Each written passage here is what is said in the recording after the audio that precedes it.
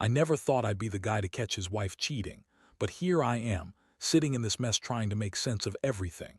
Michelle and I had been together for about 7 years. We met in college, and at first everything was perfect, fun, spontaneous, full of promise. But as years went by, I started noticing little things that didn't sit right. She'd be texting late at night, hiding her phone. Sometimes she'd get defensive when I asked about her day, brushing it off like I was overreacting. Still, I wanted to believe in us, in her. It all started to unravel a couple of months ago when I came home early from a business trip. I had a gut feeling that something was off. Michelle had been acting weird, more irritable, distant, and secretive. I figured maybe she was stressed about work or something, but I couldn't shake the feeling that she was hiding something. So I decided to check her phone. Nothing prepared me for what I found. There were messages, flirty, suggestive, even downright explicit. She was talking to someone named Jake, and what she described in those texts, it wasn't just innocent, it was clear she was having sex with him. I saw pictures, too. Not just texts, photos of her in bed, of her on some boat, which I later learned was some floating agricultural platform they'd been testing for rising sea levels. That's where it gets complicated. Michelle's been involved in some weird project lately, something about hydroponic systems and ocean research vessels.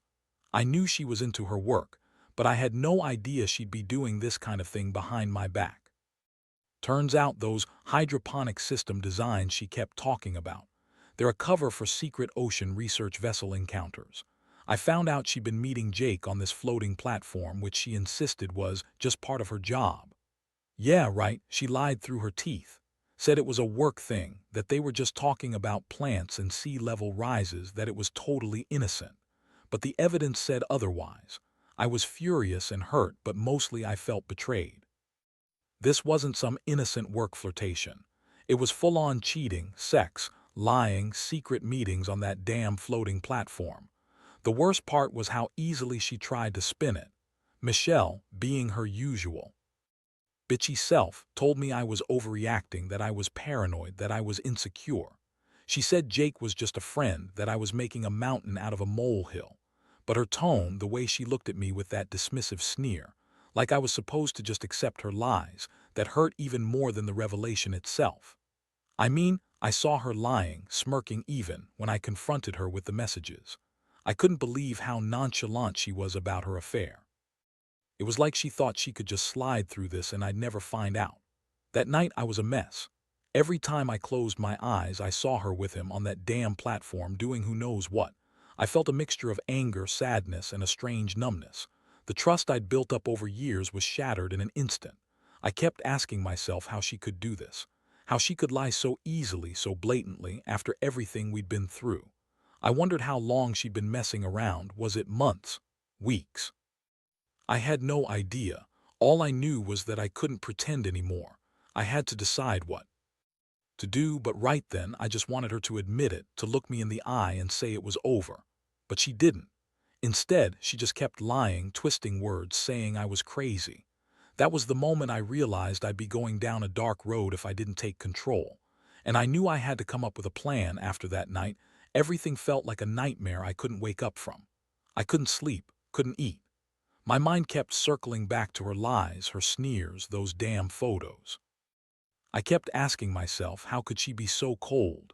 How could she betray everything we'd built, all the trust, just to run off and have sex with Jake on that floating platform? It wasn't just about the affair anymore.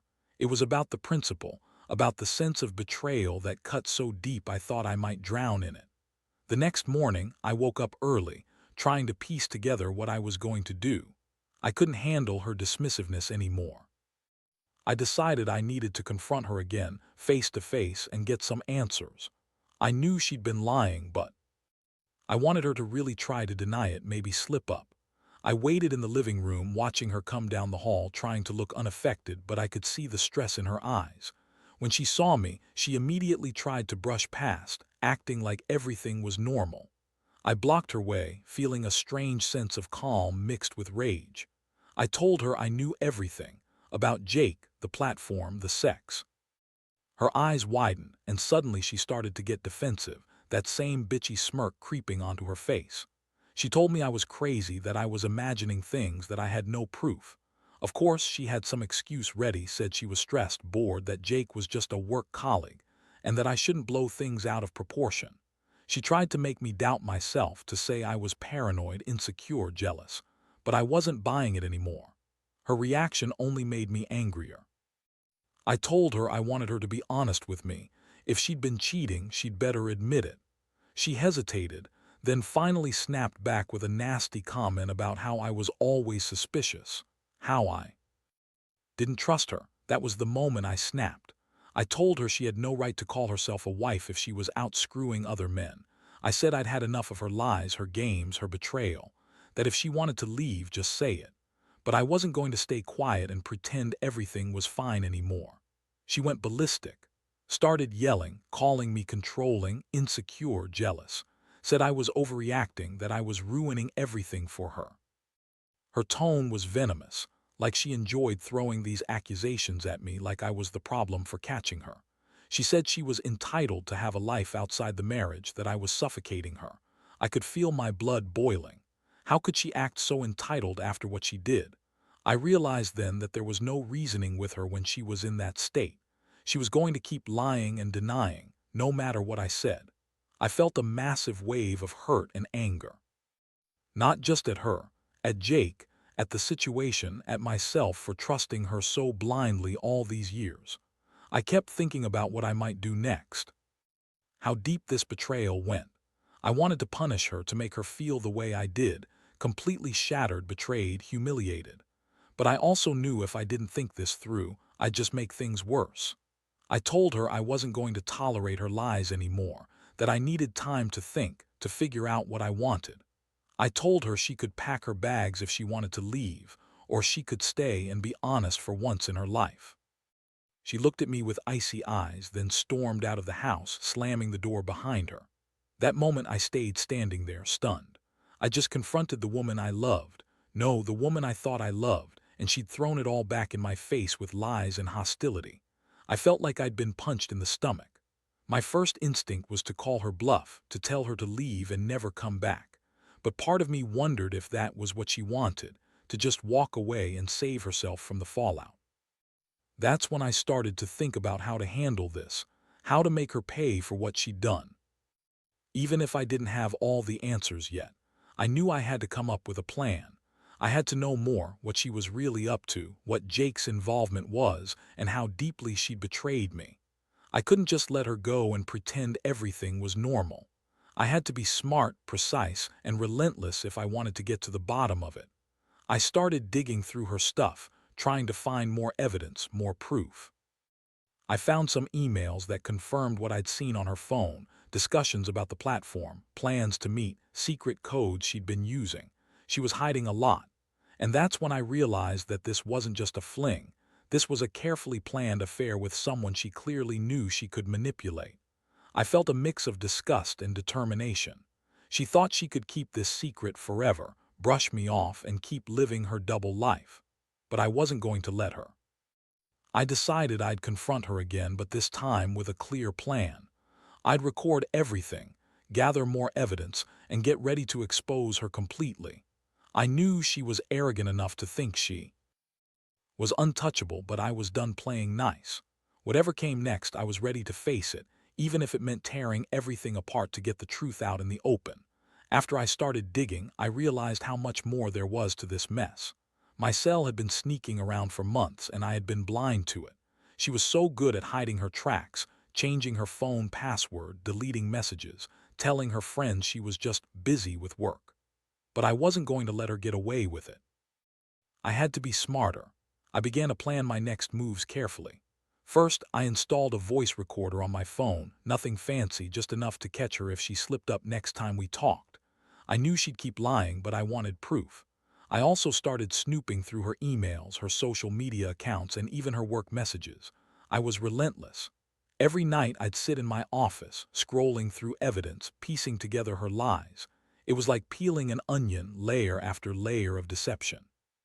I found out she'd been telling her friends she was working late, that I was overbearing, that she needed her freedom.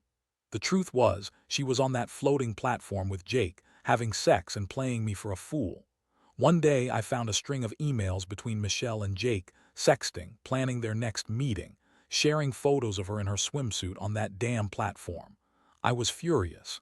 She'd even sent him pictures of her in her swimsuit with those stupid hydroponic system diagrams as a cover story.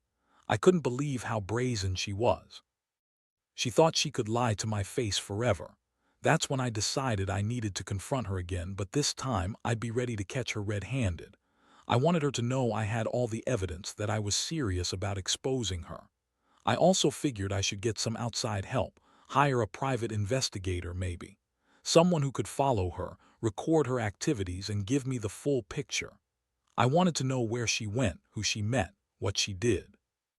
I knew she was clever, but I was just as determined. I couldn't let her keep fooling me. This was about more than just cheating. It was about respect, about her lying to my face while she was cheating with Jake on some secret ocean vessel. I thought about how she always called me paranoid, how she told me I didn't trust her. Well, now she'd see. I was going to find the truth, no matter what it took. One evening, I finally followed her to a parking lot near her work. She told me she was staying late to finish a project, but I saw her get into a different car, someone else. I recorded everything on my phone, every word she said on the phone call she made while getting into that car. It was clear she was meeting Jake again on that floating platform. She was lying to me, sneaking around behind my back, and I felt a surge of rage. How could she be so selfish, so callous? That night I went home and compiled all the evidence I had, screenshots, recordings, emails. I didn't sleep much. I just kept thinking about how betrayed I was. I kept asking myself, how did I miss all the signs? How did I let her get away with this for so long?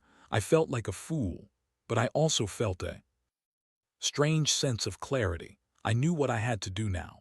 I couldn't go on pretending everything was normal. The next step was confrontation. No more hiding, no more pretending. I was going to make her face what she'd done and decide what kind of future she really wanted. I knew the truth was going to hurt her, probably worse than anything I could say. I wanted her to feel the weight of her lies, her betrayal, her blatant disrespect. And I was prepared to do whatever it took to get that point across. If she thought she could just manipulate me and walk away, she was dead wrong. I'd take control now, show her she couldn't run from her actions forever. My patience was gone, replaced with a burning need to end this, to find some kind of justice for what she'd done to us. The day I planned to confront Michelle, I was a mess. My mind was racing. Part of me wanted to scream at her, demand she tell me everything, while another part just wanted to break down and cry. I had all the evidence I needed now, and I knew that her lies wouldn't hold up much longer. I set everything up carefully. I wanted her to think I was calm, collected, ready to listen, so I could catch her in her own lies again. When she came home that afternoon, she looked defensive but tried to act normal. She was probably expecting me to be angry, maybe even threatening her. But I held back, playing the cool guy at first. I told her I had something to talk about, something serious. I didn't bother beating around the bush. I told her I knew about Jake, the platform, the sex, everything. I laid the evidence out on the table, showing her the screenshots, the recordings, the emails. I watched her face drain of color, her eyes darting around like she was trying to come up with an excuse. Her response: she went full-blown bitch mode. She tried to deny everything, claiming I was stalking her, that I was paranoid, that I'd misinterpreted her messages. She kept flipping the narrative, calling me crazy, saying I was jealous and insecure, like I was the problem, not her. She even threw in a line about how she needed space, how her work was stressful, and that I was just making things worse, but I wasn't about to let her dismiss it anymore. I told her I'd been recording her calls, following her around, collecting proof, that she couldn't gaslight me anymore. I saw her panic for a second, her bitchy mask cracked just a little. That's when she started shrieking, accusing me of controlling her and not trusting her enough. She tried to turn the tables, saying I was the one who was unfaithful. Somehow, I was the one cheating and she was just exploring her options. That was rich coming from her. I felt my blood boil. I told her that her excuses, her lies, her sneering attitude, they all just proved how little respect she had for me. I told her I'd had enough, that I wasn't going to be some fool anymore, pretending everything was okay while she was out screwing some other guy on a floating platform. She kept yelling, calling me jealous, insecure, a control freak, like she was proud of her double life. I could see the contempt in her eyes, like she enjoyed throwing it all in my face. That made me angrier still. I told her to pack her stuff if she wanted to. I wanted her gone, but she just stood there glaring at me, still trying to twist everything into some kind of joke. I realized then I had to take stronger action. I told her I was going to send the evidence to her boss, to her friends, to anyone who needed to see the truth. I couldn't let her keep hiding behind lies. This was the end of it. She looked at me, eyes blazing, and spat out that I was overreacting, that I was crazy, that she'd never cheat on me. But I knew better now. I knew she'd been lying all along. She stormed out, yelling that I was possessive and paranoid. I just stood there watching her walk out the door, feeling a strange mixture of relief and emptiness. I knew I'd done what I could. I had the evidence, I'd confronted her, and I'd decided I wasn't going to keep pretending things were okay.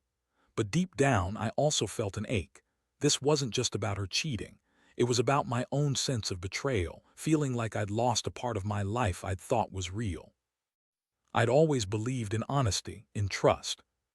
And now it was just gone. Over the next few days, I kept gathering more proof. I wanted to make sure there was no way she could spin her way out of it this time. I found more emails where she explicitly discussed her plans with Jake, more photos of her on that platform, and even some recordings of their conversations. The thing was, every time I listened to her lie, it made me more determined. I knew that I couldn't stay with her, not after all this. But I also realized something else. The betrayal cut so deep, I had to ask myself if I still wanted to be with her at all. Could I forgive her? Could I even look at her the same way again? Was this really about her cheating, or was it about the trust I'd built that she so thoroughly destroyed? These questions haunted me, and I knew I'd have to figure out the answers sooner rather than later. For now, I decided I'd wait. Wait until I was ready to decide what was next. I wasn't rushing into anything. I was just trying to breathe and process what had happened, what I'd uncovered, what I'd lost, and what I still might have left to gain or lose. After confronting Michelle and laying out everything I had, I thought I'd feel a relief, some kind of closure. But honestly, I just felt exhausted.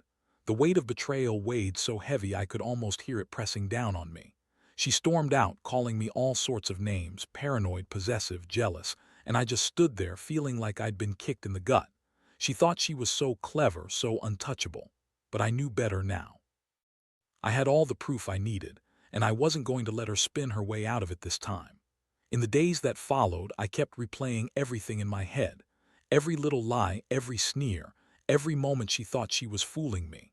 My mind was a whirlwind of anger, sadness, and confusion.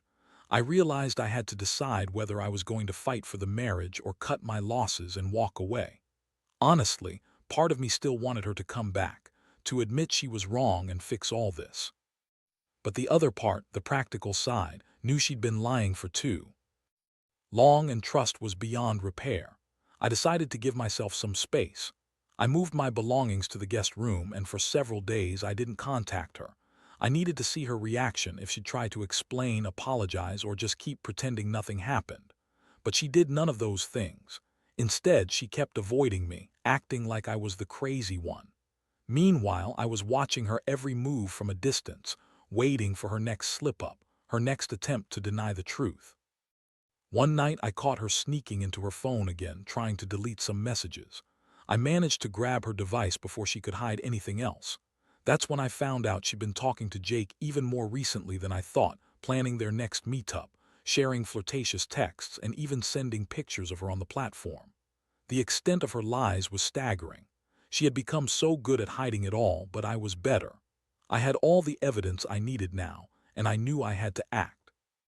I called a lawyer just to get my legal options straightened out. I knew I wasn't ready to file for divorce, but I wanted to understand what my rights were, especially concerning assets and possible custody issues if we separated. I also contacted a private investigator who confirmed what I already knew, that Michelle was still actively seeing Jake on that platform, that they'd been planning their next encounter. The investigator even got video footage of her going onto that boat again, her behavior clearly secretive and evasive.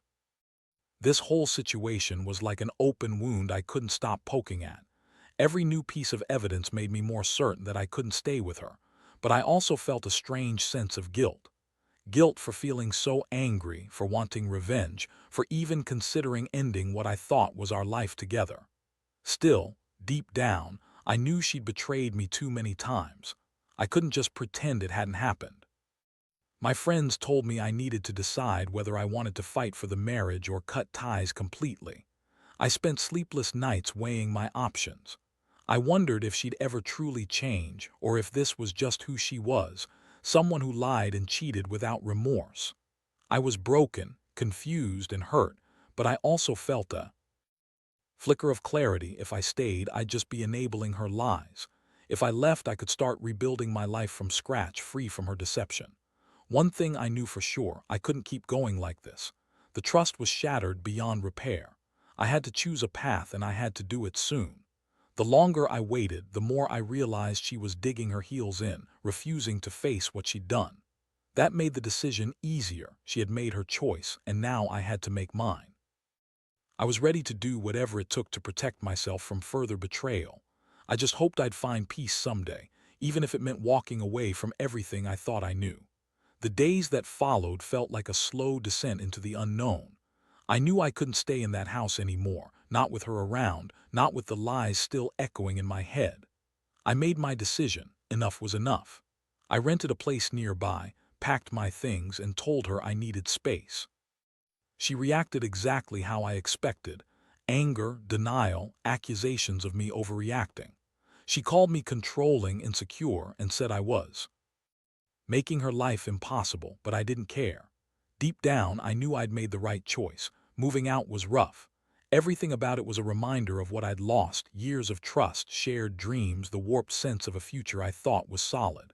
But every time I saw her dismiss my feelings or lie to my face, I felt a strange sense of relief, too.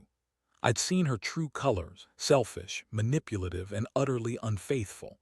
I couldn't unsee it now. I knew I had to rebuild, to find some semblance of normalcy, even if it meant digging myself out of a hole I'd never expected to be in. The aftermath was a blur of lawyers, emotional conversations with friends and family, and countless nights of reflection. I kept the evidence. I wanted to make sure I had proof if I ever needed it, whether for legal reasons or just to remind myself of what I'd endured. I also started therapy, trying to understand how I'd let myself get so blindsided, how I'd trusted her so blindly for so long. The therapist helped me process the betrayal, the anger, the heartbreak. It was a long road, but I felt myself slowly moving toward acceptance. Looking back, I realize how much I learned from all this. Trust is fragile, so much more fragile than I ever knew. I also learned that some people are just wired to lie and manipulate, no matter how much you try to see the good in them. Michelle's bitchy attitude, her constant lies, her dismissiveness, they all added up to a person who wasn't who I thought she was. And that's a hard truth to swallow. But I also learned that I am stronger than I thought. I survived the shock, the fury, the heartbreak. I'm still standing, and I'm starting to piece my life back together. Now I'm focusing on myself, rebuilding my confidence, my independence, and my sense of trust. I don't regret what I've been through. It's changed me, sure. But it also made me realize the importance of honesty, boundaries, and above all, self-respect.